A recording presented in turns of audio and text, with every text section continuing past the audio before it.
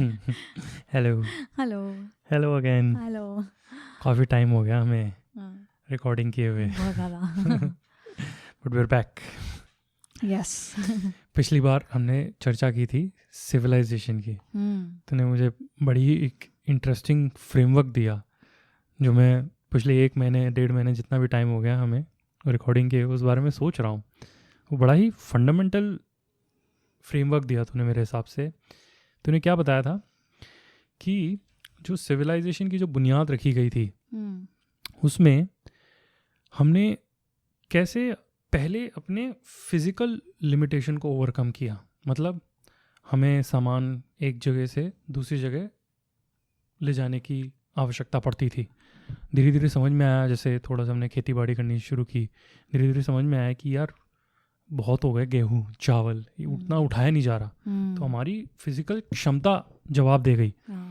तो हमने उस लिमिटेशन को ओवरकम करने के लिए ट्रांसपोर्टेशन के कॉन्सेप्ट का आविष्कार किया। हमने व्हील्स बनाए कि जी कोई नहीं, जैसे पत्थर, किसी ने देखा होगा कि ये पत्थर चक्कर क्या है, ऐसे कोई स्लोप में ऐसे गोल गोल गोल गोल घूम रहे हैं, वैसे ही हम कुछ गोल गोल बना के पत्थर जैसे या लकड़ी के उस पर कोई प्लेटफॉर्म रख देते हैं और वो फिर चीज़ें ट्रांसपोर्ट करते हैं। तो मुझे कॉन्सेप्ट ये बड़ा अच्छा लगा कि कैसे हमने अपनी जो फिज़िकल लिमिटेशन है उसको ओवरकम करने की कोशिश की और उससे ट्रांसपोर्टेशन का कॉन्सेप्ट आया। वैसे ही जब खेती बाड़ी बढ़ी तो हमें आपस में ट्रेडिंग भी बढ़ गई। हम आपस में अदला बदली करते थे चीज़ों की कि भाई मेरे पास बकरियां हैं, तेरे पास चावल हैं, तो ले मेरी थोड़ी बकरियां ले ले, तू मेरे को चावल दे दे। वैसे ही कोई कपड़े बनाता होगा, कोई कुछ बनाता होगा, तो आपस में ट्रेडिंग हो रही होती है। पर जैसे ही ट्रेडिंग बढ़ती गई तो ट्रेडिंग की कॉम्प्लेक्सिटी बढ़ गई। अब याद नहीं रहता यार मेरी कितनी बकरियां गई, तेरे कितने चावल आए। तो वहाँ पे एक लिमिटेशन किस चीज़ की आई, मेंटल लिमिटेशन हमारे माइंड की, कि हमें याद नहीं रहता था कि हिसाब किताब कैसे करें, कितना आदमी कितना याद रख सकता है। बोलते हैं ना कि मतलब हम खुद ही अब आज की तारीख भी देख लें, हम कितने फ़ोन नंबर याद रख सकते हैं, मैक्स 10-15। आजकल तो मोबाइल आने के बाद वो भी बंद हो गया। तो एक हमारी मेमोरी, जो हमारी मेंटल लिमिटेशन थी, उसको ओवरकम करने के लिए हमने राइटिंग का इजाद किया। तो I am sure there are many more things that contribute to the culmination of a population into a civilization, but these are some fundamental things: transportation, writing. फिर तूने बताया लॉ एंड ऑर्डर, वो भी एक बहुत बड़ा ही आविष्कार था एक तरीके का, कि कैसे हम मतलब सिविलाइजेशन में रहने के लिए हम पहली बार, तूने बात बताया था कि सुमेरियन सिविलाइजेशन की खासियत ये थी कि पहली बार इतने सारे लोग एक साथ इकट्ठे रह रहे थे, क्योंकि इससे पहले हम ट्राइब्स में रहते थे, छोटे छोटे गुटों में रहते थे। तो आसान था क्योंकि डनबार नंबर होता है 150 का। उसका कॉन्सेप्ट ये है कि एक आदमी बड़े अच्छे से 150 लोगों को मैक्सिमम जान सकता है, उसके बियॉन्ड किसी को पर्सनल लेवल पे पहचान नहीं सकता। वो भी एक तरह की मेंटल लिमिटेशन ही होती है। तो अब इस लिमिटेशन को ओवरकम क्यों करने की ज़रूरत पड़ी, क्योंकि जब हम बड़े हम एग्रीकल्चर करने लग गए तो हम 1000 लोग, 2000, 10,000 लोग एक साथ रहने लग गए। तो एक इंसान तो अच्छे से सिर्फ 150 लोगों को जान सकता है, पर रहना भी है मिलजुल के सुख शांति से। तो कैसे रहें, क्योंकि आप अपने गुट में तो एक दूसरे को जानते हो, तो ठीक है, हाँ भाई उसका ये है, उसका ये है, उसका व्यवहार ऐसा है, एक दूसरे को जानते हो। बट अनजान आदमी के साथ कैसे तो हम ट्रेडिंग करें, कैसे सुख शांति से रहें, तो बड़ी दिक्कत हो जाती, क्योंकि कोई किसी की चोरी कर ले, चला जाए। भरोसा बहुत बुनियादी चीज़ है सिविलाइजेशन के आने के लिए। भरोसा कैसे करें दूसरे इंसान पे, ये बहुत बढ़िया बात बोली, बिल्कुल ट्रस्ट। तो उस भरोसे की आवश्यकता थी। आविष्कार हमने क्या किया, लॉ एंड ऑर्डर। तूने बताया हामुराबी कोड के बारे में, जैसे एक सॉफ्टवेयर कोड होता है इफ दिस देन दैट, वैसे ही हामुराबी का एक कोड था कि इफ तुमने ये क्राइम किया, क्राइम भी उसने बताया ये क्राइम होता है, क्योंकि क्राइम का तो कॉन्सेप्ट ही नहीं था पहले। तो आपके साथ ये होगा जो तूने बताया था, किसी ने अगर तुमने किसी की एक आंख फोड़ी तो तुम्हारी भी एक आंख फोड़ी जाएगी। तो इसकी वजह से लोगों को समझ में आ गया कि हाँ भाई ये चीज़ें हैं, हमें फॉलो करनी पड़ेंगी, और अगर सब इसको फॉलो करेंगे तो सब एक साथ सुख शांति से रह सकते हैं।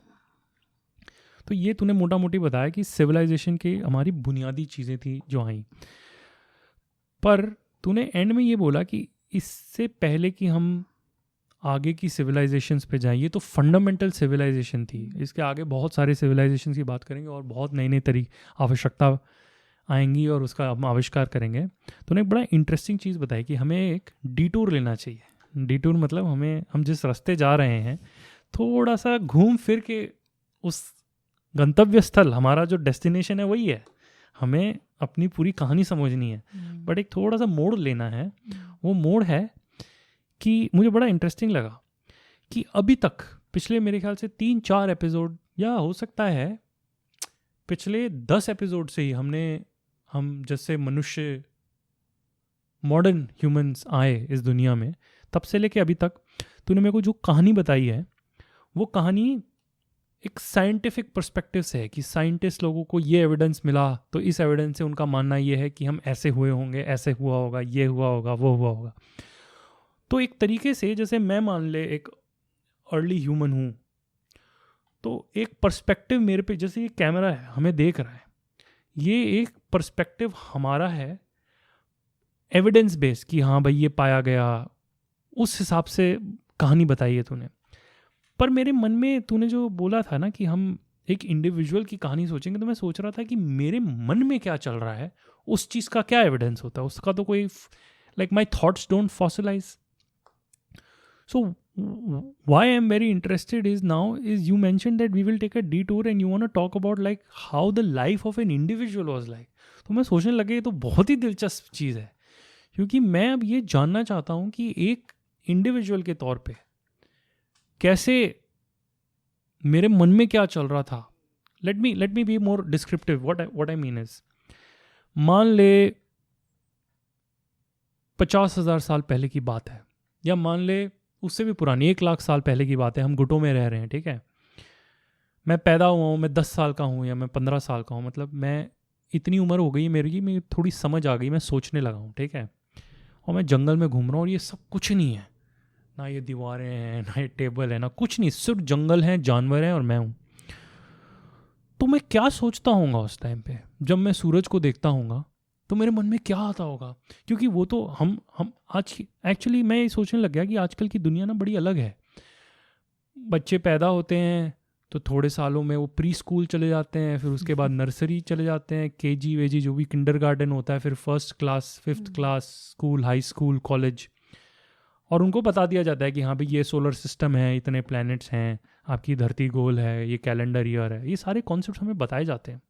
आज से 50,000 साल, लाख साल पहले जो मनुष्य पैदा होता होगा, जो 15 साल का बच्चा होगा या 20 साल का लड़का होगा, उसके मन में क्या आता होगा यार जब वो सूरज देखता होगा? उसको ये भी पता होता होगा कि ये सूरज एक बहुत बड़ा आँख का गोला है बाहर, या उसको लगता होगा कि बल्ब है, या दूसरी चीज़ ले लेते हैं, कभी कभार बारिश हो गई, उसके मन में क्या आता होगा? ये पानी कहाँ से आ रहा है? कौन फेंक रहा है ये पानी? हम तो मान के चलते हैं हाँ it's raining, monsoon, clouds, evaporation, ये हमें वाटर साइकिल पढ़ाई गई थी स्कूल में, और हम एक्ट ऐसे करते हैं कि जी देखो हमें तो पूरा पता है। बट ये खोज मैंने नहीं की, मुझे तो बताया गया ना। आज से 50,000 साल या लाख साल पहले ये सारी नॉलेज नहीं थी, पर वो जीते तो थे। और तूने मेरे को एक और बात बताई, वो इंटेलिजेंट भी बहुत थे। हमें ये नहीं मानना चाहिए कि हम बड़े कोई बहुत ही अलग, हम आइंस्टाइन है और वो सारे बेवकूफ़ थे ना। तो मेरे मन में ये आया कि यार वो क्या सोचते होंगे जब वो पेड़ देखते होंगे, या कोई फल उग रहा है, कोई फूल उग रहा है, उनके मन में क्या आता होगा कि कैसे हो रहा है ये सब। मैं इतना भी नहीं जाऊंगा सूरज, फल, फूल, जानवरों पे, मतलब बाकी हम जानवरों को देखते होंगे। एक और मैं पॉइंट लेना चाहूँगा, हम किसी जानवर को देखते होंगे आज से 50,000 साल पहले, हम देखते होंगे कि यार ये मेरी मम्मी है, ये मेरे पापा हैं, इनकी 2 आँखें हैं, उस जानवर की 2 आँखें हैं, इनकी नाक है, जानवर की भी आँख है, कोई मैमल को ले लेते हैं, तो इनके बीच में रिश्ता क्या है? ये सब आए कहाँ से हैं? ये वो अपने खुद के हाथ को देखते होंगे, बोलते होंगे कि क्या चल क्या रहा है। कभी किसी को चोट पड़ जाती होगी तो वो देखते होंगे कि अंदर से शायद खून निकल रहा है, तो उनके मन में क्या आता होगा? ये खून, हमारे अंदर खून चल रहा है। हम इस बारे में आज भी नहीं सोचते हैं। कोई बोलता है कि हाँ भाई ये फिटबिट आपका वो ब्लड ऑक्सीजन लेवल, या एप्पल की जो नई वॉच आई है कुछ ब्लड ग्लूकोज लेवल मॉनिटर कर सकती है, पता नहीं नई नई टेक्नोलॉजी आ गई है।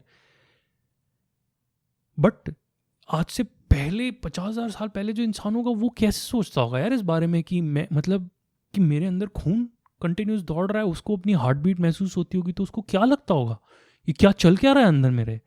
तो यार मैं इन सब चीज़ों पे भी ना जाऊँ, तो क्वाइट सिंपली मुझे दिख रहा है अभी।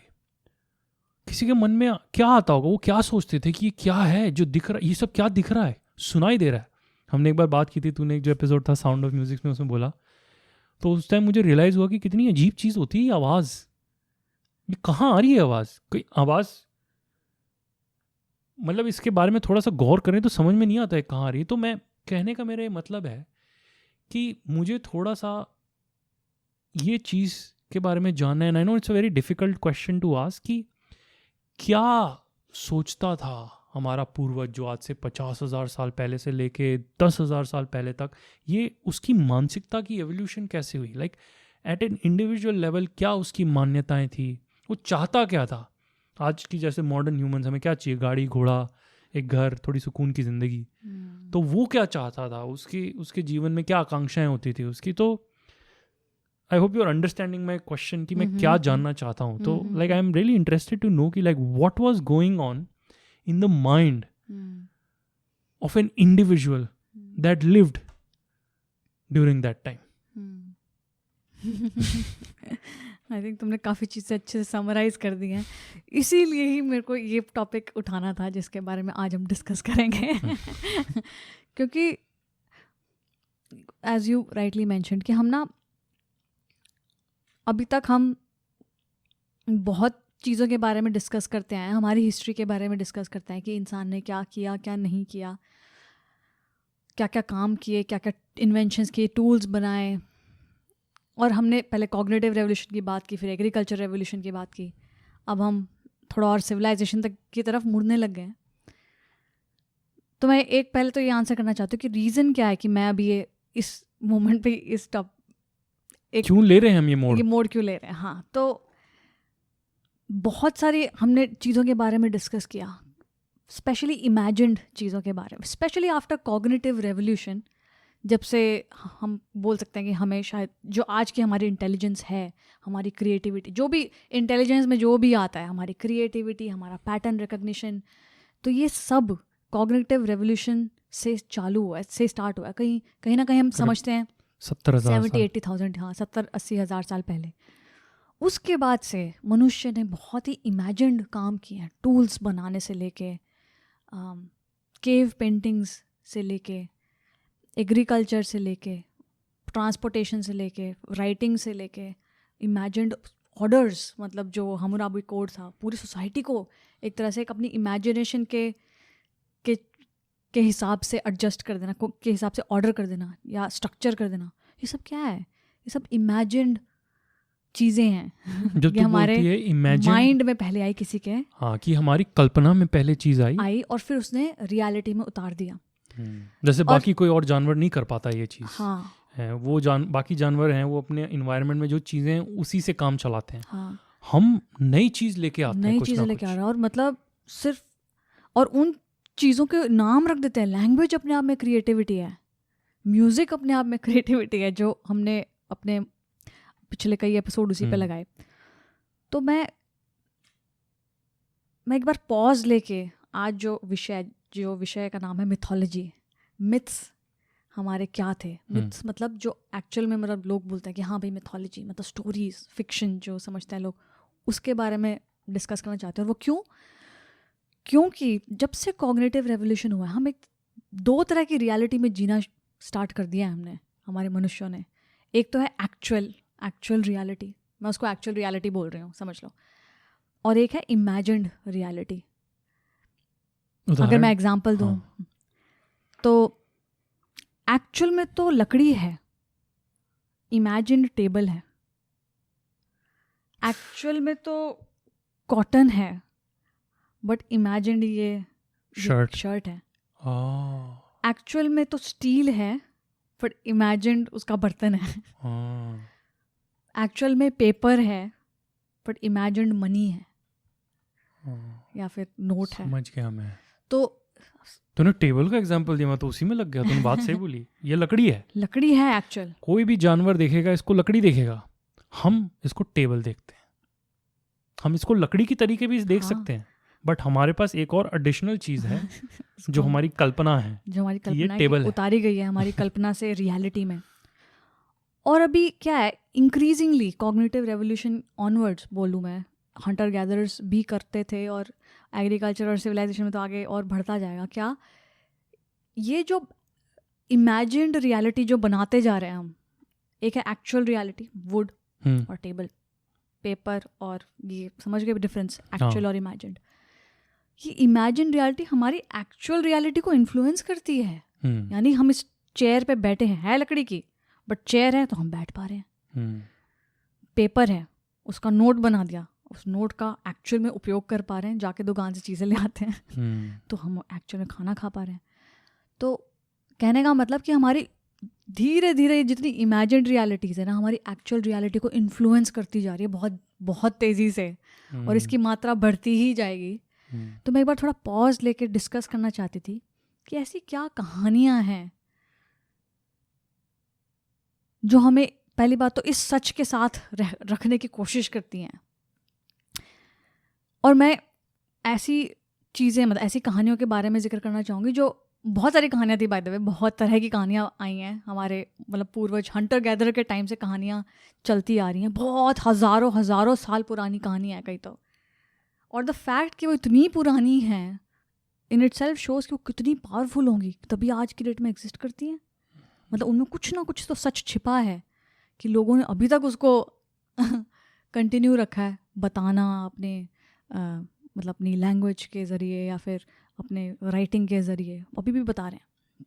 तो तू कहना चाह रही, जैसे जो मेरा सवाल था कि वो क्या सोचता होगा हमारा पूर्वज जो आज से 50,000 साल पहले रहता होगा सन के बारे में, तो तू कहना चाह रही है कि जो मिथोलॉजी है, ये मिथोलॉजी के थ्रू उसकी मान्यताएं को जाना जा सकता है कहीं ना कहीं, क्योंकि एविडेंस तो और है नहीं कोई। मैं इनफैक्ट में बड़ी एक अच्छी चीज़ बोली, मैं मिथोलॉजी उस तरीके से समझ लो कि मिथोलॉजी एक तरह से फॉसिलाइज्ड थॉट्स हैं हमारे वो कहीं ना कहीं फॉसिलाइज हो गए इन कहानियों के रूप में, या इमेजेस के रूप में, या रिचुअल्स के रूप में। तो देखो, मैं एक बार दोबारा इस पे स्ट्रेस करके बताना चाह रही हूँ कि मैं अभी क्यों जिक्र करना चाहती हूँ, क्योंकि ये इमेजिन्ड रियलिटीज़ जितनी भी हैं हमारी, ये पहली बात तो बढ़ती जाएंगी, और ये इमेजिन रियलिटी हमारी एक्चुअल रियलिटी, हमारी बॉडी, ये हम मांस है, हम में खून है, हम हम आवाज़ें निकालने वाले एप हैं जो, और हमें भूल जाते हैं, अभी हम साइंस के थ्रू आ रहे हैं इसलिए हमें याद है ये सब एक्चुअल रियलिटी में थोड़ी हम बोलते हैं कि अरे हम एप हैं। तो ये इन्फ्लुएंस करती है हमारी एक्चुअल रियलिटी को, इमेजिन्ड रियलिटी। और एक्चुअल रियलिटी में क्या है, एक्चुअल रियलिटी में तुम ये बोलो या तो कि हम मटीरियल हैं, भाई हम मांस हड्डी के बने हैं, मांस के बने हैं, खून के बने हैं, बोलते हैं, आवाज़ें निकालते हैं।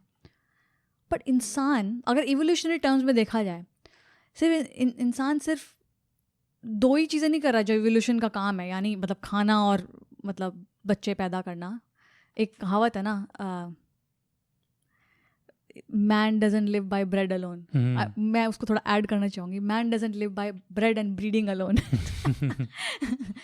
हम साइकोलॉजिकल एनिमल्स भी हैं। मतलब ये अब जो इमेजिन रियलिटी है जो हमारी एक्चुअल रियलिटी को इम्पैक्ट करती है, तो एक्चुअल में हम सिर्फ फिजिकली इम्पैक्ट नहीं होते, मतलब हम बैठे हैं इस पोजीशन में या फिर हम किचन में उन टूल्स का कुछ फिजिकली काम नहीं कर रहे, हमारी मानसिकता, हमारी साइकोलॉजी को भी बहुत इम्पैक्ट करती है। और कहीं ना कहीं ये मिथोलॉजी जो है हमारी उस मानसिकता का ही एक तरह से रूप है, समझ लो। तो मेरे को तेरी, बिफोर यू गो देयर, मेरे को तेरी दो बातें बड़ी अच्छी लगी, like tying to my question. पहली बात तो मैं पूछ रहा था कि वो क्या सोचता होगा सन के बारे में, मून के बारे में, पेड़ों के बारे में, जानवरों के बारे में, खुद के बारे में। इसका कोई एविडेंस नहीं है क्योंकि वो मर गया तो वो सारे उसकी मान्यताएं चली गई उसके साथ। पर तू कह रही एविडेंस है, हमारी जो मिथोलॉजी है, हमारी जो कहानियाँ हैं, उनमें उनकी मान्यताएं कहीं ना कहीं छुपी हैं। तुम्हारा शब्द यूज करूंगी, मुझे बहुत ही अच्छा लगा, फॉसिलाइज्ड थॉट्स और दूसरी चीज़ तूने एक बहुत बढ़िया बताई, जो मैंने तेरे से सवाल पूछा था कि वो क्या चाहता था, उसकी क्या आकांक्षाएं थी, तो तूने उसके भी डेप्थ में जाके बोला कि जैसे बाकी जानवर क्या चाहते हैं, उनको खाना मिल जाए और उनकी ब्रीडिंग हो जाए, उनके बच्चे पैदा हो जाए। हमारी भी वो ज़रूरतें हैं, बट हमारी सिर्फ वही ज़रूरतें नहीं है, हम और भी कुछ चाहते हैं जो जानवरों से अलग है। तो मैं जानना चाहूँगा, मैं समझ रहा हूँ तेरी बात, पर वो क्या है जो हम चाहते हैं। तो बिफोर आई गो देयर कि क्या चाहते हैं, मैं एक बारी थोड़ा और डिटेल करना चाहूँगी। व्हेन आई से कि ये अब इमेजिन्ड ऑर्डर्स, इमेजिन्ड रियलिटी जो है हमारी एक्चुअल रियलिटी में हमें सिर्फ फिजिकली नहीं बट साइकोलॉजिकली भी इम्पैक्ट करती है.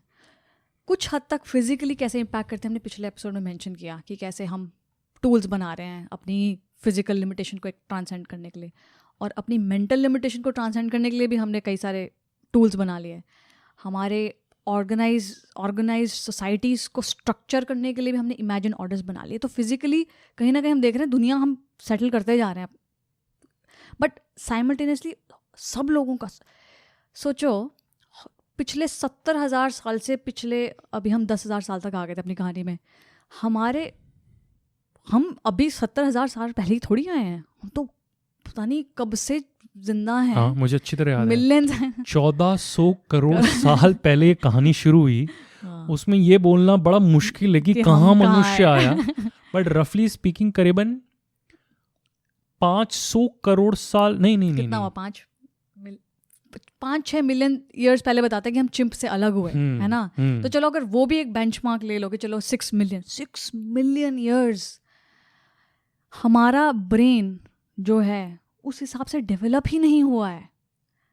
इवोल्यूशनरी स्टैंड पॉइंट, मैं साइंटिफिक स्टैंड पॉइंट भी बताऊं तो हम ब्रेन, हमारा मनुष्य का जो ब्रेन है जिसके थ्रू हमारा माइंड, हमारी पूरी साइकोलॉजी चलती है, उस तरीके से डेवलप ही नहीं हुआ था. कितने लोगों के साथ रहें, ऐसे टूल्स का उपयोग करें, ऐसे ऑर्गेनाइज स्ट्रक्चर्स में रहें, ये सब तो नई चीज़ें हैं. एकदम से अगर मनुष्य को तुम ऐसे एनवायरनमेंट में छोड़ दोगे जहाँ पे ये सब कुछ चल रहा है, तो उसके व्यवहार में क्या बदलाव नहीं आएगा? बिल्कुल आएगा.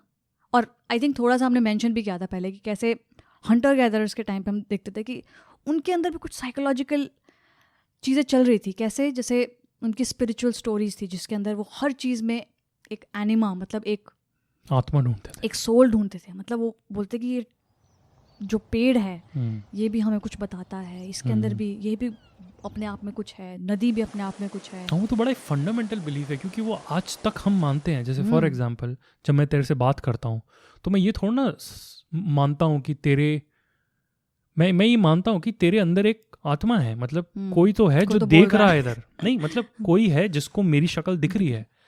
ये कोई वीडियो गेम थोड़ा ना चल रहा है कि जितने लोग हैं वो बस मीट के रोबोट्स हैं और मुझे लगता है रहते हैं, उनके अंदर कुछ नहीं चल रहा. अभी हम सिर्फ शायद इंसानों के लिए समझते हैं और शायद कुछ जानवरों के लिए समझते हैं. जैसे जो भैंस रखते हैं अपने घर में, गाय रखते हैं, वो शायद उन जानवरों के लिए भी यही समझते होंगे कि भाई देख रही है, मतलब ये मुझसे बात करती है, कोई अंदर है. हाँ, पर आई थिंक जितने हम इमेजिन्ड स्टोरीज में बहते जाएंगे ये कम होता जाएगा. हंटर गैदरर्स क्योंकि नेचर में रहते थे इसलिए वो इन सब में ये सब देखते थे.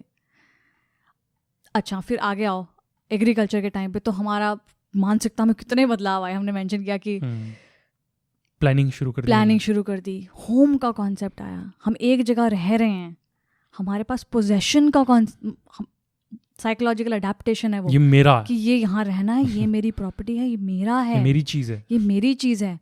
और मेरी चीज़ आने से एंग्जाइटीज़ भी आती हैं. तो साइकोलॉजिकली उनमें बदलाव आ रहा है इन मनुष्यों में, क्योंकि कभी रहे ही नहीं. बंदर उछल रहे थे पेड़ में, बंदर कभी नहीं कहता है तो मेरा पेड़ है.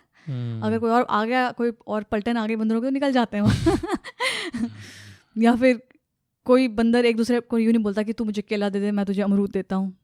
ये सब नया है, ये एकदम से इन मनुष्य को दिख रहा है. तो साइकोलॉजिकली हमें बहुत सारे चीज़ें आ रही हैं जो हमें पता ही नहीं कि इनको कैसे ट्रीट करें या इनको कैसे फेस करें. तो जैसे एंग्जाइटी की प्रॉब्लम है या फिर पोजेशन है, चिंता लगी रहती है, एग्रीकल्चर, मेरा गेहूं ले जाएगा, मेरी बकरी ले जाएगा. हाँ, या फिर कोई हम कल आया ही नहीं, बारिश नहीं आई तो भाई हम तो मर गए. और ये हर टाइम हम एंग्जाइटी में रहने लग गए हैं. डिसीज़ आ रहे हैं. सोचो उससे पहले अगर तुम्हें डिसीज़ कभी देखा ही ना हो, पहली बार कोई हमारे फैमिली में किसी को डिसीज़ होता है, अभी भी किसी की फैमिली में किसी को कोई बीमारी होती है, तुमने नाम भी ना सुना हुआ, तो तुम एकदम टेंशन में आ ही जाते हैं ना. मतलब कैसे, मतलब भयंकर टेंशन में आते हैं. तुम रिसर्च करोगे, आजकल तो टूल्स हैं हमारे पास, बट वो मानसिकता उनकी भी रही होगी.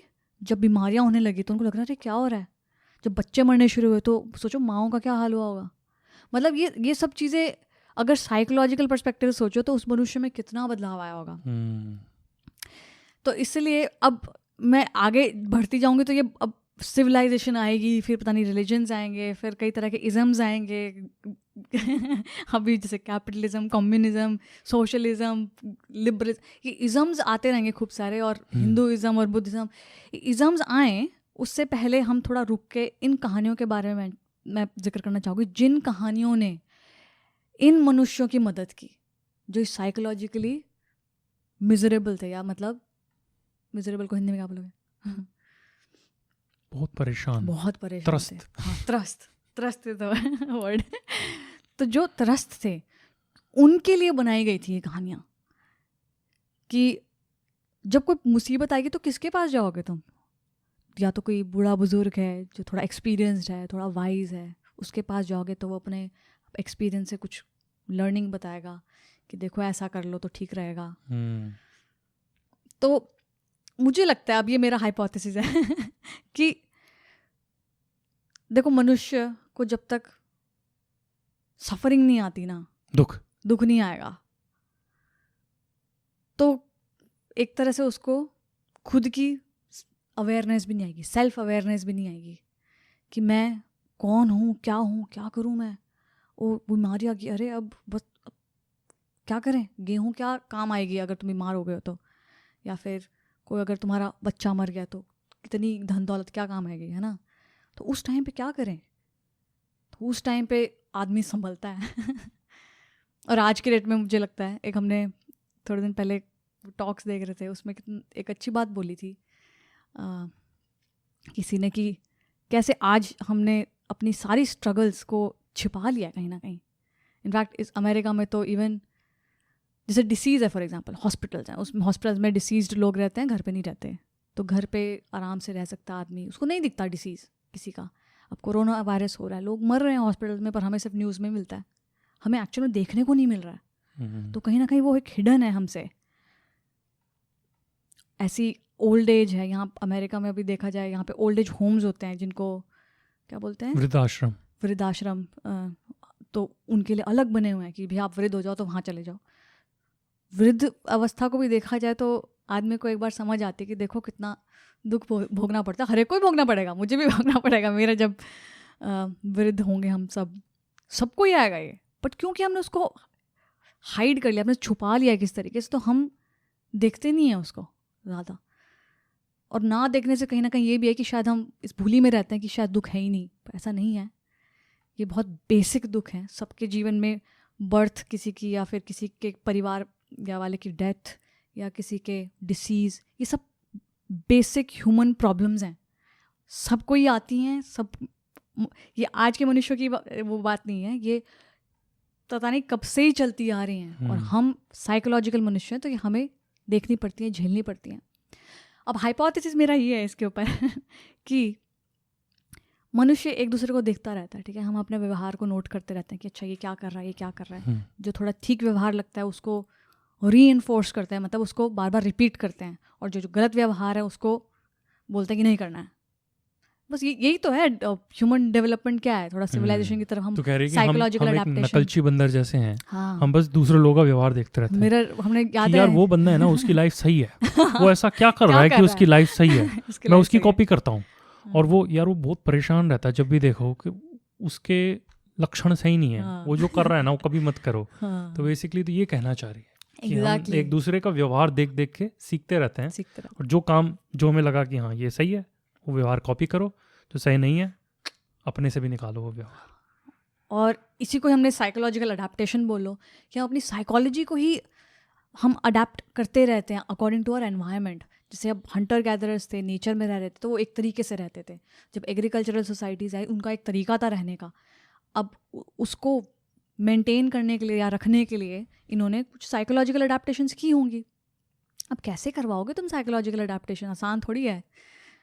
कोड ऑफ हम्मुराबी से एक हद तक सोसाइटी में एक लोगों के बीच का व्यवहार तुम मेंटेन कर सकते हो, बट एक एज एन इंडिविजुअल क्या करे, ये तो कहीं नहीं लिखा। तो कुछ देखो, हम मनुष्य एक दूसरे का व्यवहार दिखते रहते हैं, तो कुछ वाइज लोग होंगे, उन्होंने ये मैं ऐसे ऐड कर रही हूँ, मुझे पता नहीं है, बट मुझे ऐसा लगता है 2 सेंट्स आ रहे हैं 2 सेंट, हाँ मेरे 2 सेंट्स आ रहे हैं, 2 सेंट्स आ रहे हैं, कि वाइज लोग हमेशा ही एग्जिस्ट करते थे, ज्ञानी लोग हमेशा ये, हाँ ज्ञानी लोग हमेशा से ही थे, मनुष्यों में रहे हैं। जब से हमारा दिमाग इतना तेज़ हुआ है तब से मनुष्य भी काफ़ी तेज़ रहा है, और उनमें से कुछ मनुष्य तो और तेज़ रहे होंगे जिन्होंने ऑब्जर्व किया कि अच्छा देखो ये अच्छा लग रहा है, ये है, या फिर अगर दुख आए किसी का तो उसका सोल्यूशंस निकालें। तो ये जो ज्ञानी लोग होंगे इन्होंने सोल्यूशन निकाले होंगे, जिनको उन्होंने स्टोरीज़ में कन्वर्ट कर दिया, उनको इमेजेस में कन्वर्ट कर दिया, उनको राइटिंग्स में कन्वर्ट कर दिया, उनको रिचुअल्स में कन्वर्ट कर दिया, जिनको आज हम मिथोलॉजी बोलते हैं।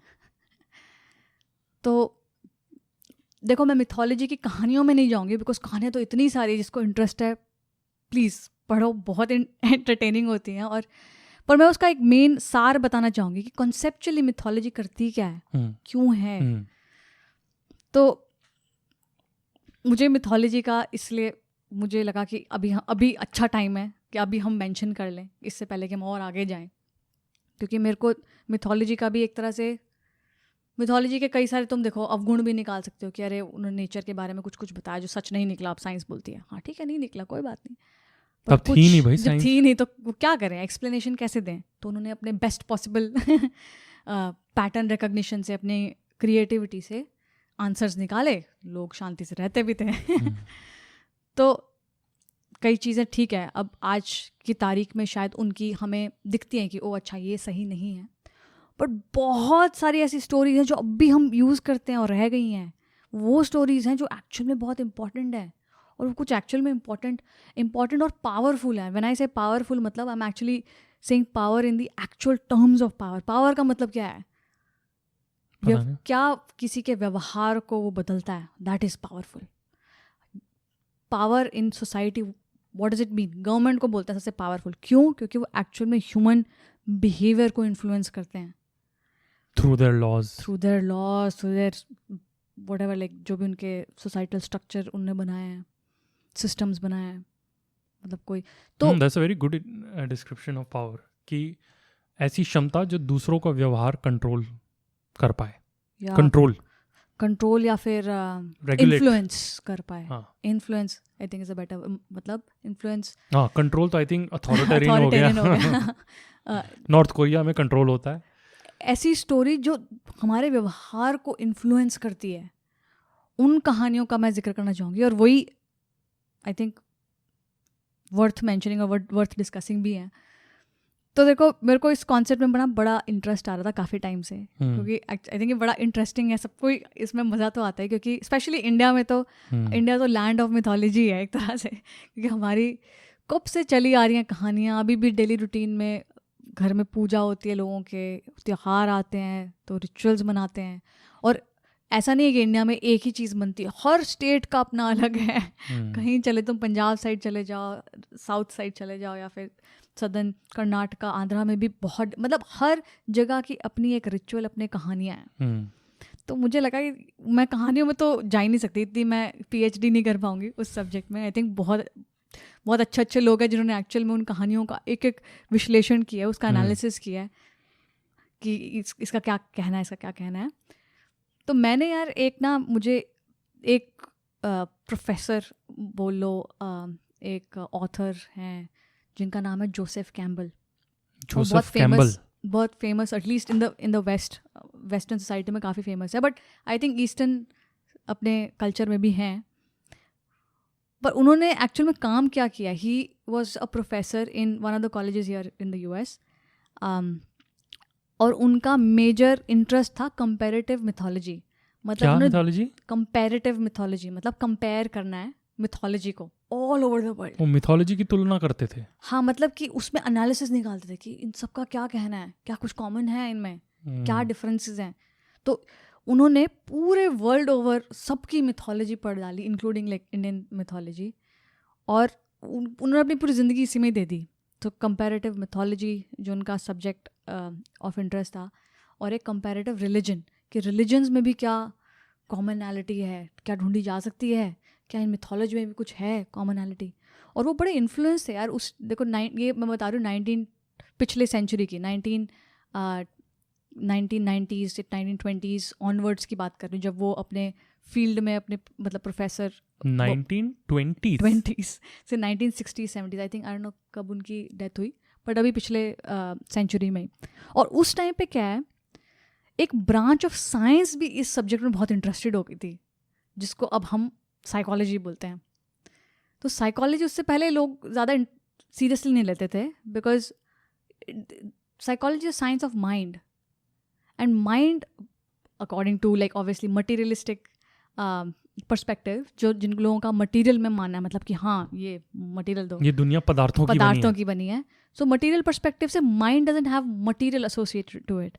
प्लस उसको एक एविडेंस में उतारना बड़ा मुश्किल काम था. अभी तो एक्चुअली बहुत प्रोग्रेस हो चुकी है उसके अंदर. नाउ वी नो कि एक्सपेरिमेंट्स भी ईजाद किए जाते हैं.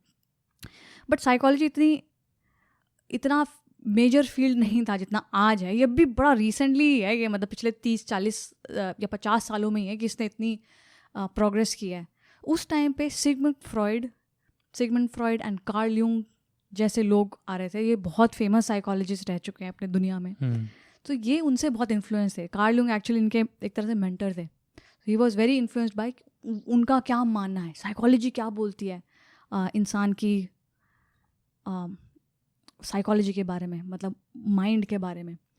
तो उधर से उन्होंने अपनी मतलब स्टडी स्टार्ट की. और मुझे उनके बारे में इंटरेस्ट इसलिए आया क्योंकि वो एक ऐसे इंसान है जिन्होंने एक्चुअल में बताया कि मिथोलॉजी को पढ़ना कैसे चाहिए, कैसे पढ़ना चाहिए. इनफैक्ट उनका मैं बुक पढ़ी थी उनकी, इनफैक्ट 2-3 अभी बुक पढ़ी जो भी इंटरेस्टेड आई थिंक पढ़ सकता है. एक तो उनकी बहुत फेमस बुक है द पावर ऑफ मिथ. अच्छा. और उसके एक्चुअली एक वीडियो सीरीज़ भी निकाली थी उन्होंने. वो एक्चुअली उसी का ही कन्वर्टेड वर्जन है बुक का. बुक एक्चुअली उस वीडियो सीरीज़ का कन्वर्टेड वर्जन है. तो वीडियो आई थिंक यूट्यूब पे मिल जाएगी लोगों को, अगर किसी को देखना तो जाके देख सकता है. डिस्क्रिप्शन में डाल देंगे. The power of myth. 1 घंटे की 6 वीडियोज़ आई थिंक, और मतलब 6 घंटे का मतलब पूरा उनका है. तो वो बहुत फेमस हुआ था जब वो निकाला गया था. तो he was not interested in like giving lectures to people, but television वाले बोले कि आप जो ये बता रहे हो ये बहुत बहुत इंटरेस्टिंग है और लोगों को शायद बहुत हेल्प मिलेगी, तो प्लीज़ आप हमारे साथ ये करें.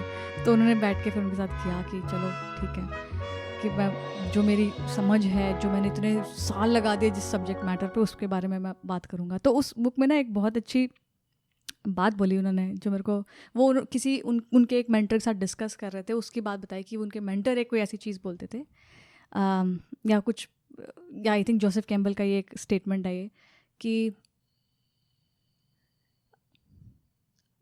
सो there are people who take mythology literally, they are called theist, जो रिलीजन में विश्वास रखते हैं.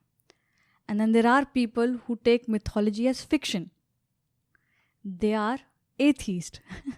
अच्छा, एथियस्ट वहाँ से आया वर्ड?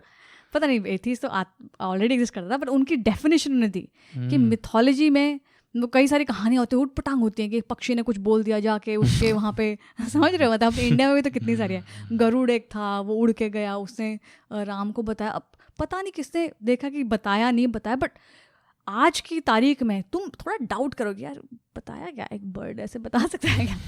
तो वो ये बोलना चाह रहे हैं कि जो रिलीजन में एकदम अटूट विश्वास रखते हैं वो उसको सच मानते हैं कि हाँ हुआ, और जो उसको एकदम फिक्शन की तरह लेते हैं कि अरे बंडल मार रहे थे, पंछी बोला अभी बोल रहा है क्या, जाके देखो, वो एथीस्ट है. पर वो बोल रहे हैं कि ये दोनों ही गलत हैं एक तरीके से. ये मिथोलॉजी का पॉइंट ही नहीं समझे इसका मतलब. तीसरा भी है कोई ग्रुप. तब वही तब मैं बोली कि जोसेफ कैम्बल ने मुझे एक्चुअली मिथोलॉजी पढ़ना बताया कि इसको पढ़ना कैसे है, तो क्या मतलब कैसे देखना है. अगर पक्षी बोल रहा है हाँ तो ये सच भी ना माने कि ऐसा नहीं है पक्षी ना बोलता, पर इसको झूठ भी ना माने. हाँ, तो उनका मानना ये है देखो कि मिथोलॉजीज क्या है. उन्होंने समझाया अपने तरीके से. Mythology is a narrative, it can be a story, it is a narrative, मतलब कहानी है. और कहानी में मेटाफोर्स होते हैं. वो मेटाफोर्स मतलब जो किसी एक आइडिया का रिप्रेजेंटेशन है. वो कहानी किसी चीज़ के बारे में बात कर रही है. वो कहानी रिप्रेजेंटेशन है. उसको तुम ना लिटरली ले सकते हो और ना उसको तुम रिजेक्ट कर सकते हो, बिकॉज वो पॉइंट ही नहीं है उसका. उसका पॉइंट ये है कि उसका मतलब समझो कि वो कहना क्या चाहते हैं, सो दे आर, उनका डेफिनेशन ये है, मतलब तो उधर से आया। जिस चीज के बारे में बात करना चाह रहे हैं डायरेक्टली उस चीज के बारे में क्यों नहीं बात करते? मेरा एक बहुत थोड़ा अच्छा क्वेश्चन है तुम्हारा। ये मैं एक्चुअली इस पर डिटेल करना चाहूंगी, डायरेक्टली क्यों नहीं बात करते, बहुत ही हाँ, मेरा important एक question थोड़ा है। सा मतलब एक like that has been my problem in approaching mythology. Again मेरे को एक एक्चुअली उनके एक डिस्कशन का मेंशन आ रहा है कि जोसेफ कैम्बल बोले, आई थिंक उनके मेंटर उनको बोलते थे, जिनकी पहले डेथ हो गई थी, और वो बोलते कि उनके मेंटर उनको हमेशा बोलते थे that the best things can't be said, the second best things are misunderstood, and the third best things are conversations.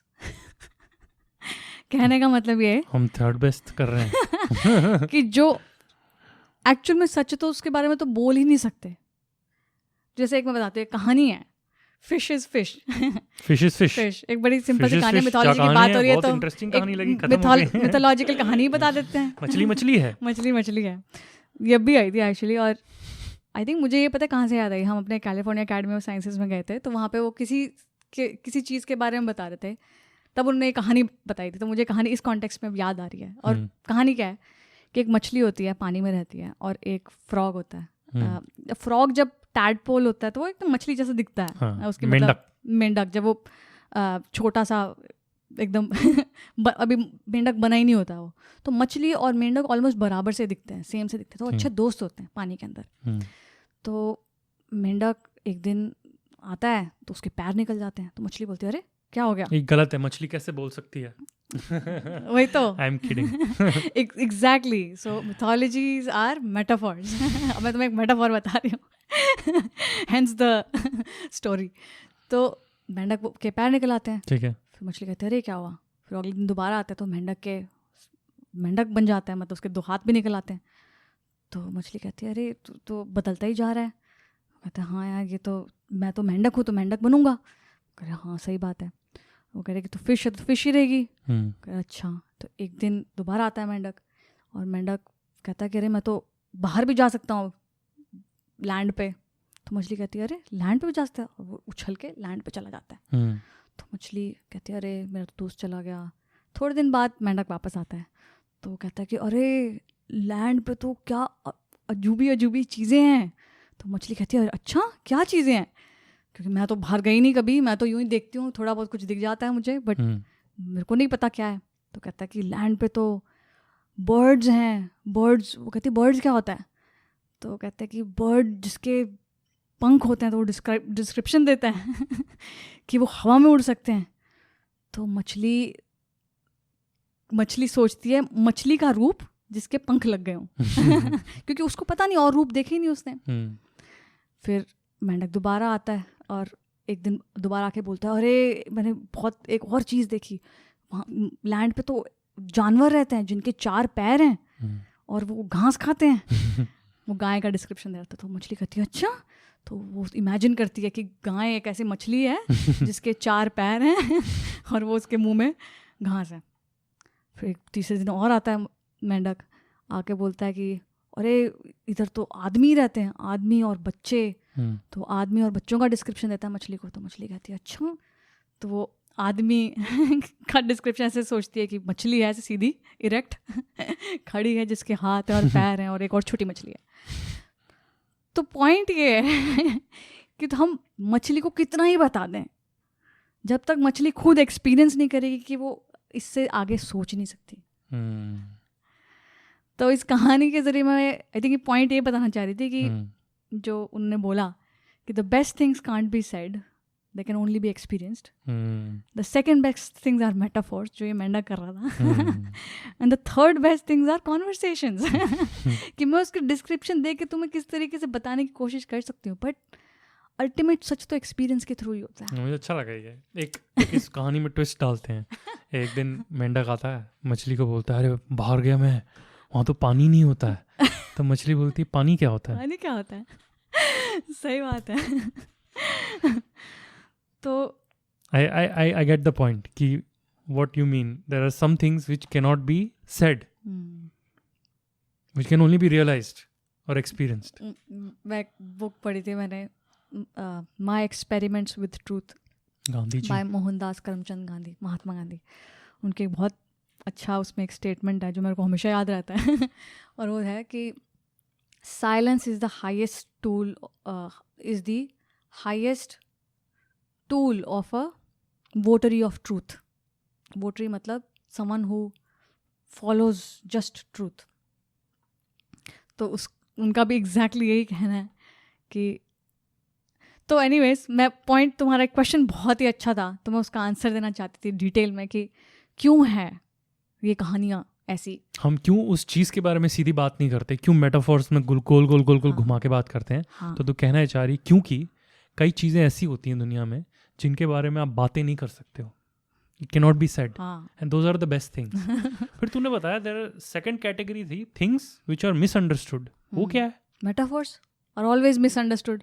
अब तुमने बोला कि मछली कैसे बोल सकती है, हाँ सही बात है, मैं कैसे बताऊं दैट यू आर मिसअंडरस्टैंडिंग। और थर्ड बेस्ट जो अभी हम कर रहे हैं कॉन्वर्जेशन, मेरे जैसे बुद्धू को तो समझाने की कोशिश कर रही है। जैसे अब मैं देखो, एक तो ये रीज़न है कि क्यों है ऐसे, मैथोलॉजी ऐसी क्यों है। सेकंड रीज़न मुझे ये भी समझ आया कि सच कॉम्प्लिकेटेड होता है, कि सच सिंपल नहीं है। पहली बात तो कॉम्प्लिकेटेड है, और दूसरा सच बहुत डिस्टर्बिंग हो सकता है, या फिर डिस्टर्बिंग को क्या बोलोगे, मतलब हमारे हमें जैसे कई चीज़ें डिस्टर्बिंग लगती है कि किसी का दुख देखना फॉर एग्जाम्पल, हम भी डिस्टर्ब हो जाते हैं कहीं ना कहीं कि अरे मन अशांत हो जाता है हमारा। हाँ, अशांत इज़ द वर्ड।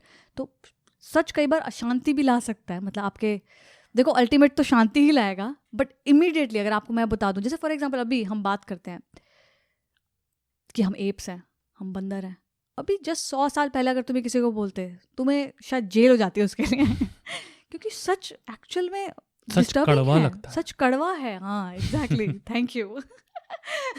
सच कड़वा लगता है क्योंकि सच है, हम हैं सही में, हम एप्स की कैटेगरी में आते हैं। साइंस ये बोल रही है, अब क्योंकि अब साइंस बोल रही है उसकी मान्यता है, इसलिए चलो लोग अब इस चीज़ को बुरा नहीं मानते।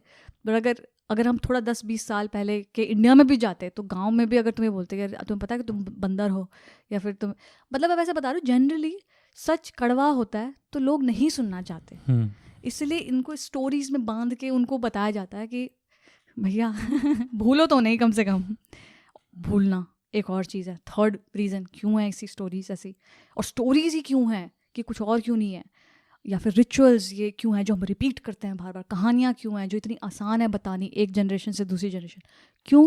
क्योंकि हमारा ब्रेन ही इस तरीके से वायर्ड है, हमें फैक्ट्स कम याद रहते हैं, हमें कहानियाँ ज़्यादा याद रहती हैं। हमारी पूरी जर्नी में हम क्या करते आ रहे हैं, हम एक तरह से कहानी बताना चाह रहे हैं ताकि लोगों को याद रहे। नहीं, हम ज़्यादा ज़्यादा हम याद रख सकें। सही है। हम इमोशनल बीइंग्स हैं और हमें कहानियों में इमोशंस डाल के हमें समझ आती है चीज़ें।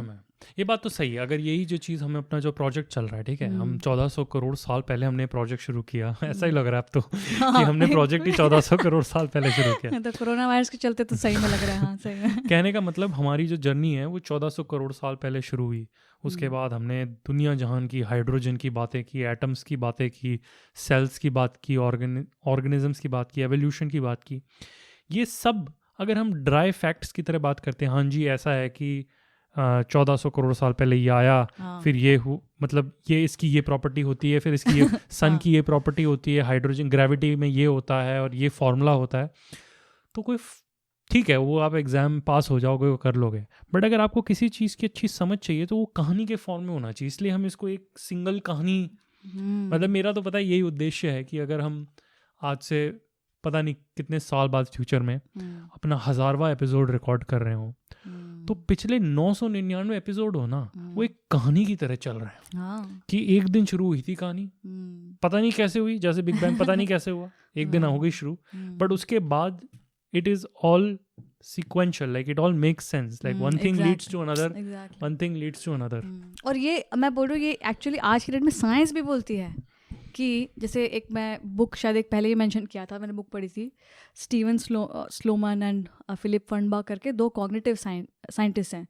उन्होंने तो रिसर्च ही इस टॉपिक पे की है कि हमें नॉलेज इल्यूजन बुक थी, जिसके अंदर उन्होंने बताया कि कैसे हमारा लिम्बिक ब्रेन है, लिम्बिक मतलब हम इमोशनल एनिमल्स हैं, हमें जो हमारा सबसे अंदर का ब्रेन है। हाँ, और ये तो अभी नया है जो हमें ऊपर वाला जो हमें लॉजिकल चीज़ें बताता है, करता है। तो हमें इसलिए कहानियाँ इतनी अच्छी लगती हैं। अब सोचो, अब बचपन में कभी तुम्हें किसी बुजुर्ग ने, तुम्हारे दादा या दादी ने कभी कहानी याद करो, अगर किसी ने सुनाई है कहानियाँ, जैसे मुझे याद है मेरे दादाजी कहानियाँ सुनाते थे, मुझे कहानियाँ इतनी याद नहीं है, बट जो भी याद है वो उन सच के बारे में याद है जो शायद मैंने अपने व्यवहार में इनकॉर्पोरेट कर लिया उस टाइम पे।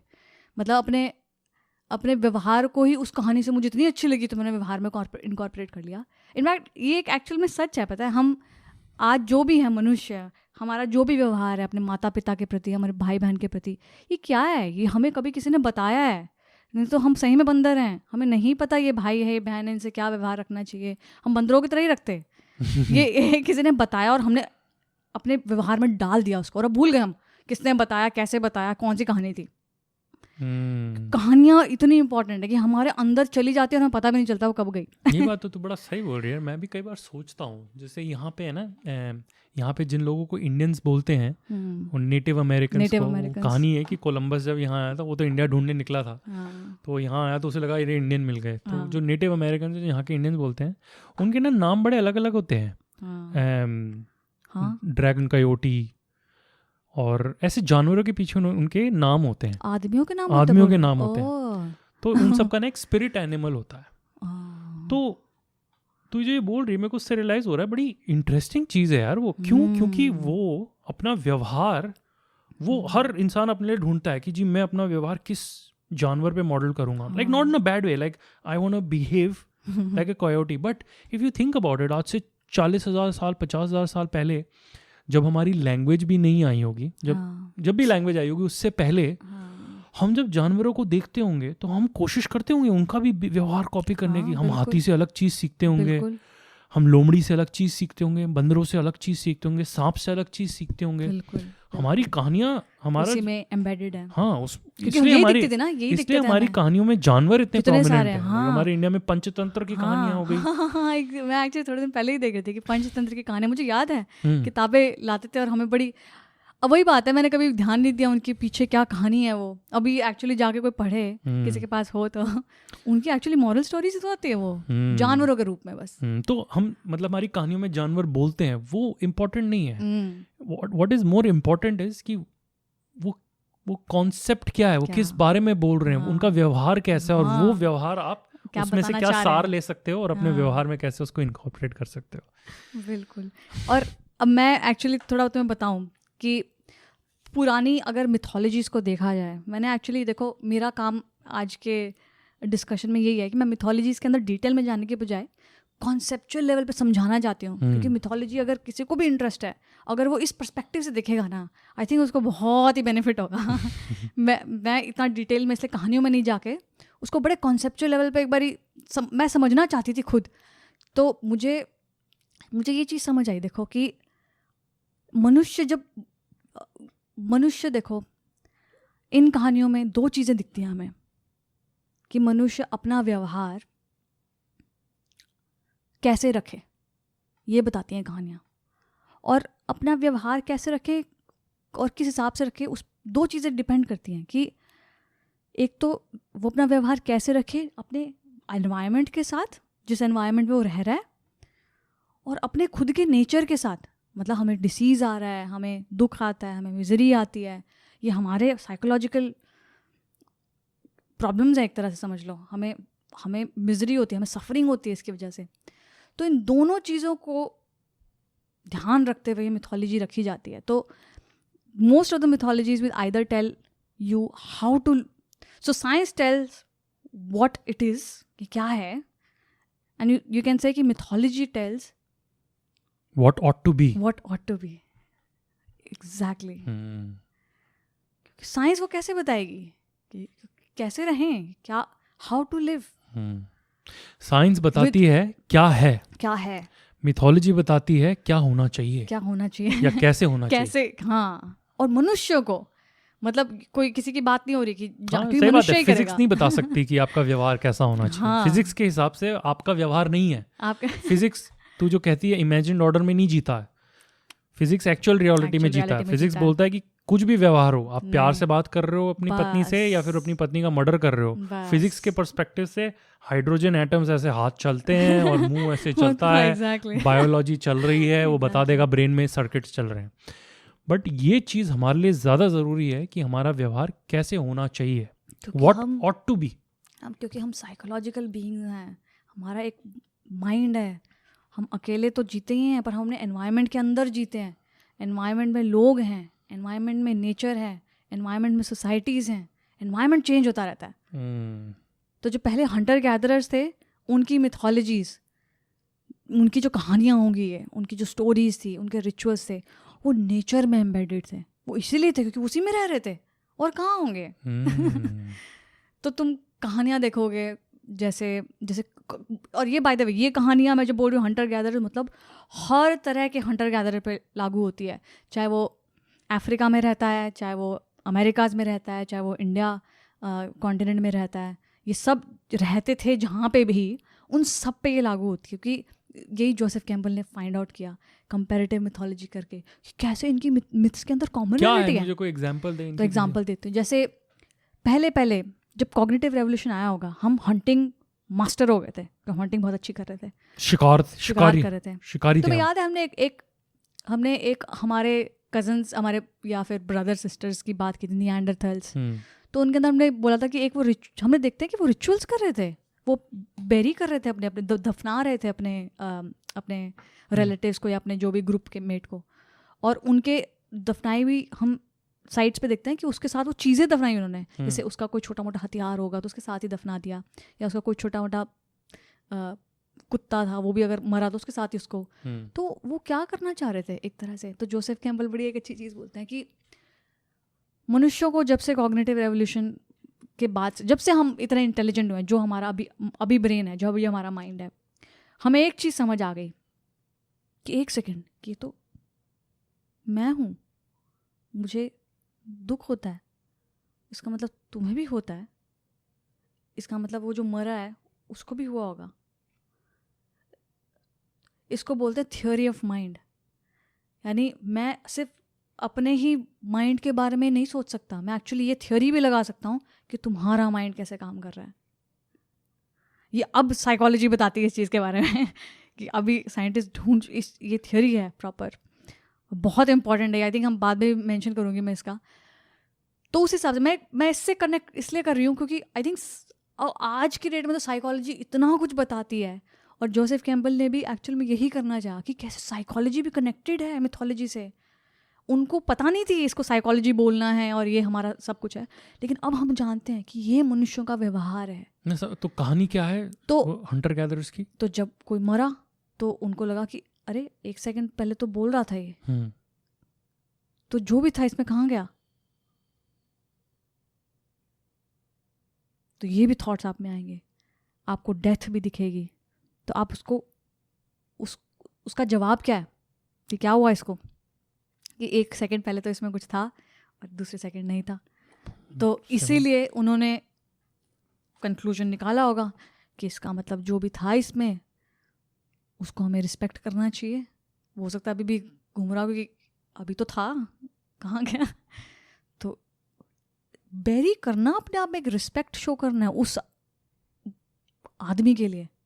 ओह, तो कह रही है कि नहीं तो जानवर छोड़ देते हैं। मैं सोच रहा था तो कोई मछली मेंढक टाइप कहानी बताएगी, बट तो कह रही है कि ये जो दफनाने की जो एक्टिविटी है वही मिथोलॉजी है। वही मिथोलॉजी है। वो कहीं ना कहीं उनमें था एक मिथ कि there is an afterlife. समझा मैं। तो बहुत ही इंटरेस्टिंग चीज बोली यार तूने।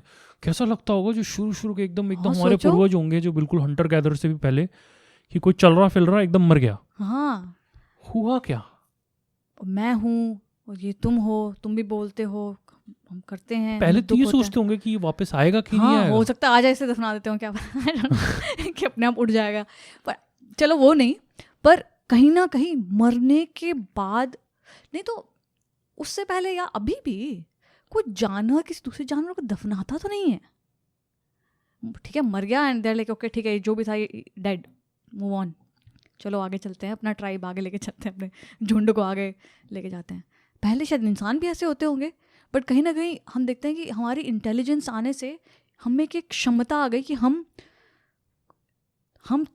अपने माइंड के बारे में सोच सकते हैं, और सिर्फ मैं अपने माइंड की दशा के बारे में ही नहीं सोच सकती, मैं यही सेम कॉन्सेप्ट तुम्हारे माइंड पे लगा सकती हूँ कि पीयूष, अगर मुझे यहाँ ऐसे करने से दर्द होता है तो तुम्हें भी दर्द होता होगा। जब आदमी मरेगा तो ये जो इंसाइट है, हाँ, ये इससे बड़े खतरनाक इम्प्लीकेशन भी आई। हाँ, क्योंकि इम्प्लीकेशन भी आई। मुझे पता है कि ये करने से मुझे बुरा लगता है, मुझे दर्द होता है, इसका मतलब मैं अगर ये सामने वाले के साथ करूँगा तो उसे भी बुरा लगेगा, दर्द आएगा। ये भी हम सिर्फ मनुष्य ही करते हैं। Like that's what evil is, right? That's what evil is. So मैं किसी के जान के किसी के साथ बुरा करूं, यही है हमारी life, good and evil, beautiful and ugliness, ये सब बात साथ साथ ही आते हैं। हर चीज़ के दो पहलू होते हैं। हर चीज़ के दो पहलू होते हैं। वो इसी वजह से ही है कि हम बहुत खतरनाक बंदर हैं, खूंखार जानवर हैं। तो देखो, मुझे तो बहुत अच्छा लगा कि देखो निएंडरथल्स या फिर हंटर गैदरर्स की जनरली अभी भी, जैसे हम देखते हैं कई साइबेरिया में रहने वाले जो हंटर गैदरर्स हैं, जितने भी पाए अभी रिसेंट टाइम्स में भी जो एग्जिस्ट करते हैं, उनका भी मान्यता यही है सबके अंदर कि जानवर सेक्रेड है। क्यों? क्योंकि उनका मानना ये है कि इसने, जैसे मैं अपने बारे में मानता हूँ कि मैं हूँ, तुम हो, तो जानवर है, वो भी अपने बारे में मानता होगा। अगर वो मरा है मुझे खाना देने के लिए तो मुझे उसकी पूजा करनी चाहिए। I should respect that animal. And तो वो एक तरह से रिचुअल करते हैं उसका, कि जैसे पता नहीं कहीं देखी थी, आई थिंक उस जोसेफ कैम्बल की उसी में था, पावर ऑफ मिथ में, कि कैसे साइबेरिया में कुछ ऐसे हंटर हैं जो सी लायन होता है या सील होती है, उसको निकालते हैं, खाते हैं जब, तो उसकी पहले उसकी थोड़ी सी पूजा करते हैं, बिकॉज दे थिंक कि इसने विलिंगली अपनी जान दी है हमें खाना देने के लिए, हमें जीवित रखने के लिए इसने अपनी जान दी है। और कई रिचुअल्स, जैसे यहाँ पे एक मिसिसिपी रिवर है बहुत बड़ी अमेरिका, तो यहाँ पे नेटिव अमेरिकन्स हैं, इनके अंदर सेम रिचुअल है। तो जब पहला नदी के अंदर सैल्मन एक मछली होती है, तब वो जब वो एक सीज़न होता है उसका, जब वो मछली आती है, तो जब भी आती है हर सीज़न, तो वो निकालते भी हैं, खाते भी हैं, पर उसकी पूजा भी करते हैं, एक तरह से मतलब रिचुअल करते हैं, पूजा इन द सेंस, मतलब मैं समझा। तो तेरे बातों से मैं इतना समझ रहा हूँ कि जो मिथोलॉजी होती है वो इतना, मतलब मैं बड़ा नैरो सोच रहा था कि कोई कहानी होती है सिर्फ, नहीं, mythology is a broad word which is used for rituals, practices. But तूने जो शुरू में कॉन्सेप्ट बताया, I think that is very key to understand this, कि दो तरह की चीज़ें होती हैं। एक होती है एक्चुअल रियलिटी, लकड़ी, और एक होती है इमेजिन रियलिटी, टेबल।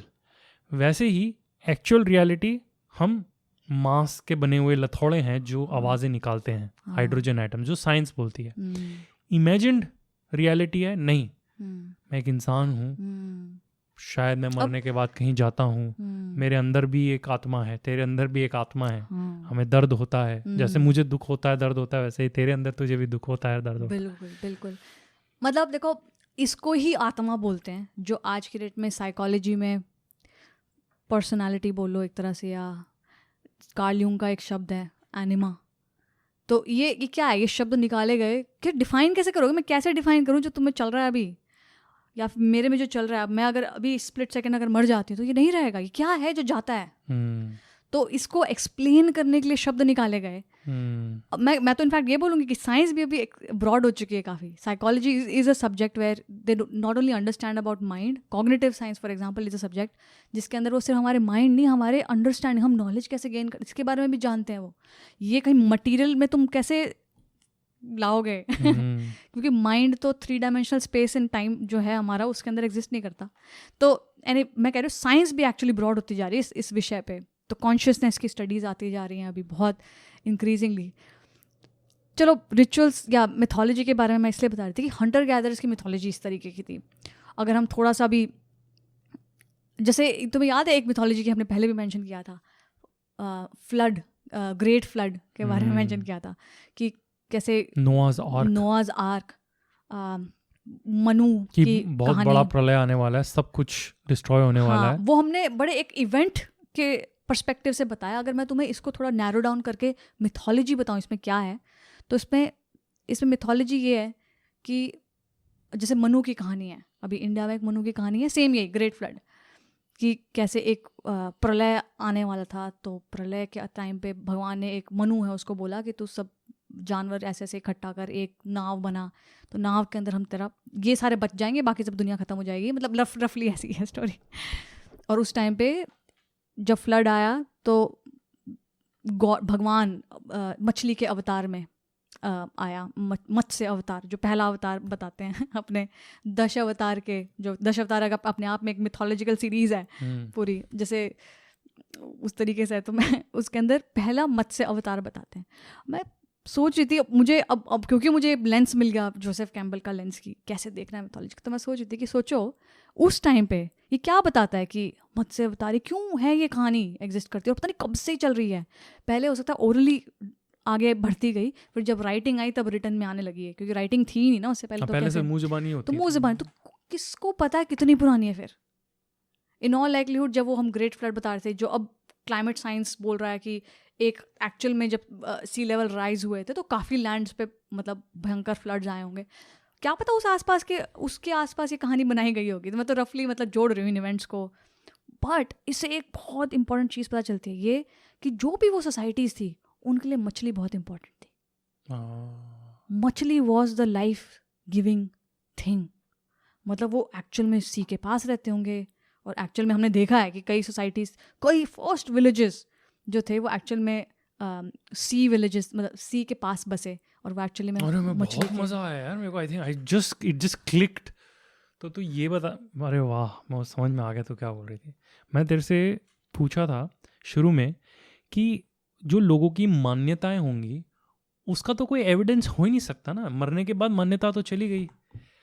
तो तूने बोला कि कहानी को समझ में नहीं आ रहा था, बट अब मेरे को चमका कि ये जो मत्स्य अवतार वाली कहानी है, इससे ये भगवान क्योंकि मछली के अवतार में आया है, इससे अब भगवान तो सबसे इंपॉर्टेंट चीज़ होती है ना, वो मछली के अवतार में क्यों है, इससे ये आप कंक्लूड कर सकते हो। Like that is the evidence कि वो किस पे ध्यान देते थे उसके लिए उस टाइम पे, उन समय, उस सदी के मनुष्य के लिए क्या मान्यताएं होंगी, क्या वो वैल्यू करता होगा। वो मछली को सबसे ज्यादा इम्पोर्टेंस देते थे। हमारी कहानियों में एविडेंस छुपा है हमारे पूर्वजों की मान्यताओं का। अरे मैं तो पीयूष तुम्हें क्या बताऊं, हमारे 10 अवतार मैंने पढ़ने शुरू किए जब, it was as they were so interesting, क्योंकि अब मैं देख पा रही हूँ, क्योंकि मुझे देखो जैसे एक और कहानी है अपने 10 अवतार का, सेकंड अवतार कुछ इस तरीके से है, कुछ मुझे हिंदी शब्द नहीं आ रहा, पर टॉर्टॉइज या टर्टल का अवतार बताया गया है, कछुआ। कहानी है समुद्र मंथन की, ठीक है। अब ये भी पता नहीं कब से चली आ रही है, कोई नहीं जानता, बट इससे मुझे एक बहुत इंपॉर्टेंट चीज़ पता चली कि वो क्या बताना चाह रहे हैं, समुद्र मंथन क्या रिप्रेजेंट करता है। अब हम दोनों दूसरों को पता नहीं है, पर हम थोड़ा मेडिटेशन भी करते हैं, तो तुम इससे अच्छे से रिलेट कर पाओगे। इनफैक्ट अगर कोई भी करता है मेडिटेशन या किसी ने सुना भी है तो शायद इस चीज़ से रिलेट कर पाए। समुद्र मंथन is a metaphor for human meditation. ऐसा क्या, कैसे? तो कहानी कुछ इस तरीके से है कि कुछ थोड़ा टाइम लगता है, ट्यूबलाइट हूँ मैं थोड़ा।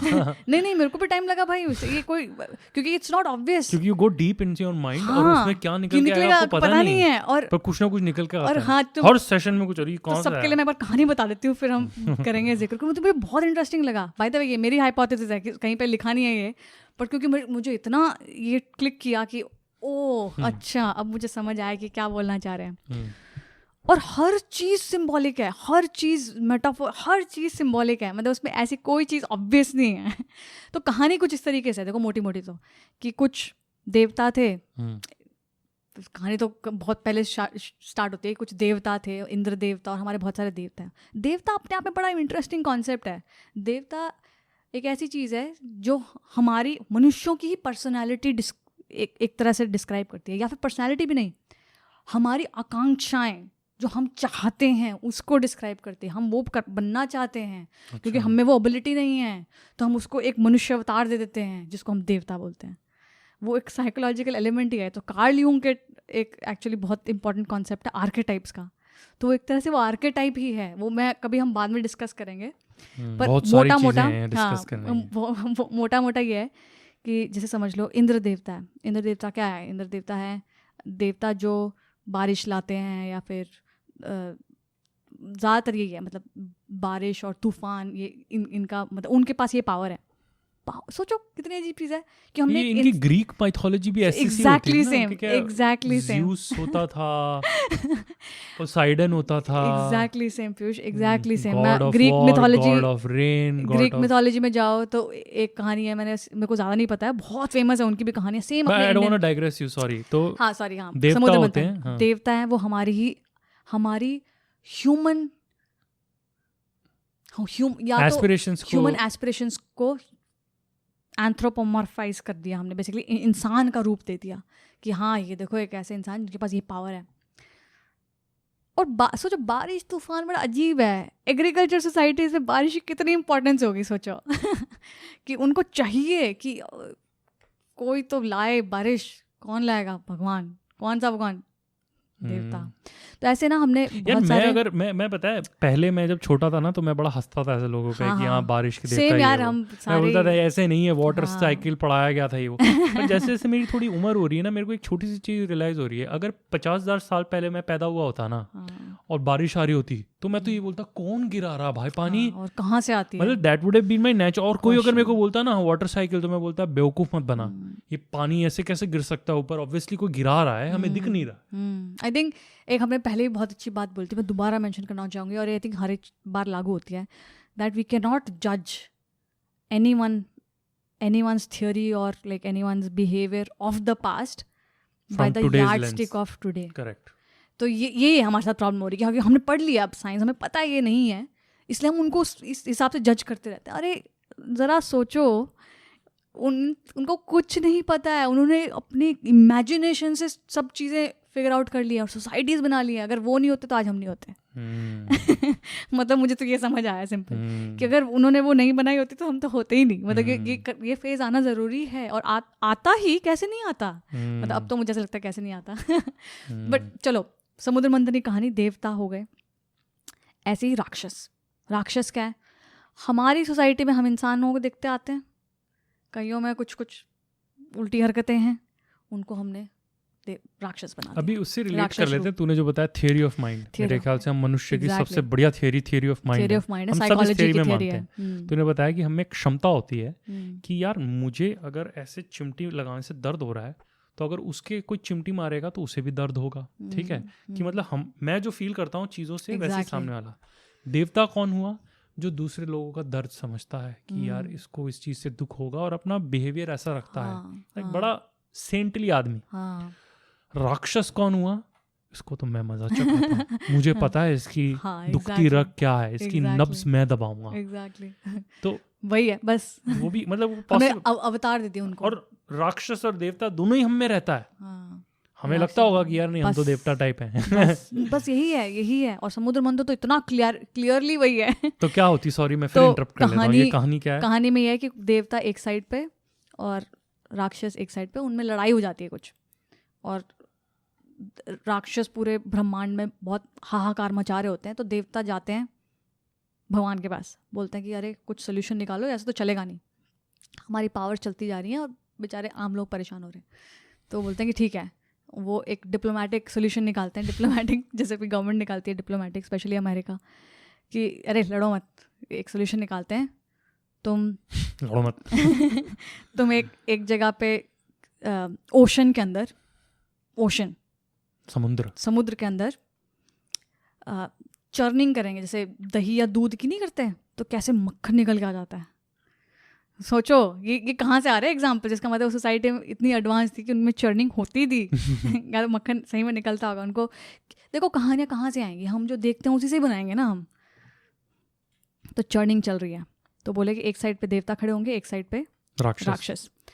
एक तरफ वो टग ऑफ वॉर नहीं होती, जैसे कि वो खींचेगा, बीच में एक जैसे अपने लस्सी बनाते हैं तो उसको क्या बोलते हैं, बीच में घोटने वाला वो जो होता है, उसकी जगह पे एक माउंटेन लेकर आए और बोला कि चलो माउंटेन को खड़ा करेंगे, एक साइड पे देवता, एक साइड पे राक्षस, के खींचेंगे, चर्निंग करेंगे ओशन की, और ओशन में से जो अमृत निकलेगा ना, अमृत मतलब सबसे जो आपको इमॉर्टल बना दे, वो निकलेगा ना, तो हम सब में डिस्ट्रीब्यूट कर देंगे, सब शांत रहो। तो सब ने कहा ठीक है, ये तो अच्छा प्रोपोजिशन है, सब लग गए, देवता इधर राक्षस इधर, कर रहे हैं। तो अब देखो सिम्बॉलिकली इमेज कैसी आती है इस पूरे एपिसोड की। एक साइड पे देवता हैं which is a representation of everything good, एक साइड पे राक्षस हैं which is a representation of everything bad. बीच में एक माउंटेन है और उस माउंटेन के ऊपर रोप की तरह यूज़ किया गया है एक स्नेक नहीं, जो एक्चुअल में विष्णु का सिम्बॉलिकली विष्णु जिसके अंदर बस नहीं, विष्णु नहीं, शिव के नेक पे जो है, अब यही मैं बोल रही हूँ ना कि कई जगह यूज़ होते हैं हर जगह सिंबल्स हैं। और उसको सपोर्ट करने के लिए आप सोचो, माउंटेन, बीच में एक स्नेक है बड़ा सा, और एक साइड पे देवता है, एक साइड पे राक्षस है, और नीचे सपोर्ट करने के लिए है कछुआ। वो भगवान खुद अवतार बन के कछुए पे है। कितनी अजीब सी इमेज है। पता है, मैंने इसके बारे में सोचा और मैंने थोड़ा हिंदी में ही, अगर तुम संस्कृत शब्दों को ही उठा लो ना कि उसको बोलते क्या है, उसका क्या मतलब है। कछुए का सिंबल है, एक तो सिंबल है फर्मनेस, क्योंकि उसकी बैक इतनी फर्म होती है एक्चुअल में ऐसे मतलब, और दूसरा वो सिंबल दर्शाता है स्टेडीनेस। तो अब ये अगर मैं अपनी मेडिटेशन प्रैक्टिस से जोड़ूं तो सबसे पहला एक्चुअली यही बताया जाता है कि तुम बैठ रहे हो तो दृढ़ निश्चय के साथ, ऐसे इतना फर्म हो तुम्हारा निश्चय कि तुम बैठे हो, और स्टेडी करते रहो। स्टेडीनेस मतलब कोई इसमें हमें हिलना डुलना नहीं है। हाँ, कछुआ वो सिंबल करता है, दैट इज। बीच में माउंटेन भी सिंबल मेरे को पता नहीं है, बट मेरा खुद का हाइपोथेसिस ये है कि माउंटेन सिंबलाइजेस अर्थ, यानी हमारी खुद की body, which goes from ocean to the sky, like everything is like in one, मिलता है।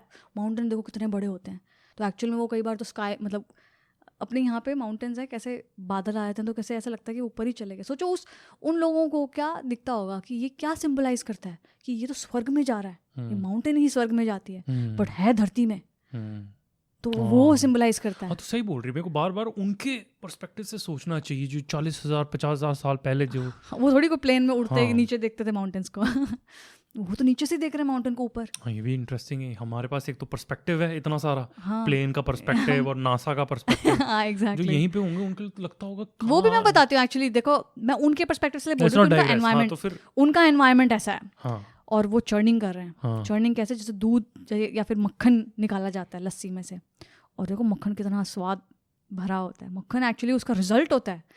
तो ये जब चर्निंग कर रहे हैं तो एक साइड गुड है, एक साइड बैड है। मेडिटेशन के टाइम में भी तो यही होता है, मतलब सिंबॉलिकली अगर मैं बताऊं कि हम में ही गुण भी हैं, हम में ही अवगुण भी हैं। जब आप एक्चुअली मेडिटेट करते हो तो वो दोनों ही खींचते हैं आपको। एक बार गुड भी खींचता है, एक बार थोड़ी हमारी गंदी चीज़ें भी आती हैं। पर आपका उद्देश्य होना चाहिए स्टेडी रहो, ठीक है। और स्नेक का सिंबल पता नहीं क्या है, पर मुझे लगता है कि snake symbolizes our conscious mind और अटेंशन। वाई? बिकॉज हमने एक्चुअली पहले भी जिक्र किया था, इनफैक्ट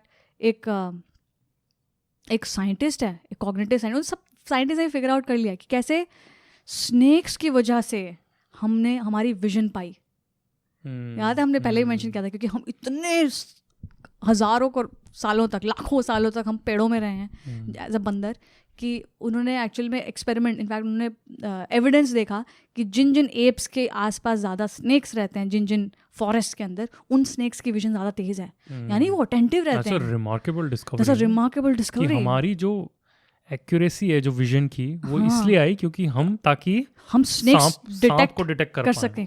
और डिटेक्शन मतलब you are always attentive. Even a child, मतलब छोटा बच्चा होता है, अगर उसने सांप को भी देखा भी ना, सांप छोड़ दो तो रस्सी से ही हम तो एकदम रस्सी से अटेंशन हो जाते हैं।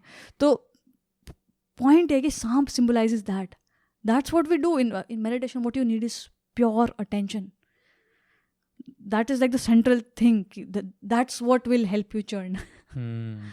और मंथन से चीज़ें निकलती हैं मेडिटेशन के टाइम पे। तो अगर कोई देख रहा है तो 5 मिनट ज़रा बैठो मेडिटेशन करने, तो आज मुझे ये बिल भरना है, आज मुझे ये काम करना है, वो मुझे ये ऑफिस का काम करना है। But I love this metaphor because बड़ा इंटरेस्टिंग लगा है मुझे समुद्र मंथन। मेरा दिमाग चल रहा है कि इट्स एक्चुअली क्वाइट फैसिनेटिंग। जब मेरे करीबन साल भर हो गए थे मेडिटेशन के, तो एक दिन ऐसे ही मेडिटेट करते करते ख्याल आया, आंखें बंद थी, अंधेरा था पूरा, कि ये कहाँ से आ रहे हैं ख्याल, नहीं कहाँ से आते हैं, निकल के पेट से आ रहे हैं, मन से, like it comes out of nowhere, almost like a ocean. Ocean की जो डेप्थ है हमें क्या पता, हमारे माइंड की जो डेप्थ्स हैं, it is almost like the depths of the ocean. You nailed it.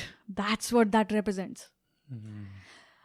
Okay, so now I've मोटा मैंने एक मिथोलॉजी को डिसाइफर कर दिया बेसिकली कि वो क्या सिंबलाइज करता है। तो अब ऐसे तुम सारी मिथोलॉजी को लेने बैठो तो ऑपरेशन कर दिया यार समुद्र मंथन का। और एक्चुअली मैं ही नहीं हूँ, मतलब ऐसे जोसेफ कैम्पबेल और कितने बड़े बड़े ये विद्वान हैं जिन्होंने इन्होंने नजरिया बताया देखने का कि एक second, you don't have to be an atheist, you don't have to be a theist also, कि ब्लाइंड फेथ नहीं, ये ऐसा हुआ ये हुआ। इनफैक्ट मैं एक्चुअली इसके बारे में सोच रही थी, हाँ कि यार उसके अंदर क्या ये क्लू है, ये कुछ बताना चाहते हैं। should not be taken literally, क्या है, मतलब हमारी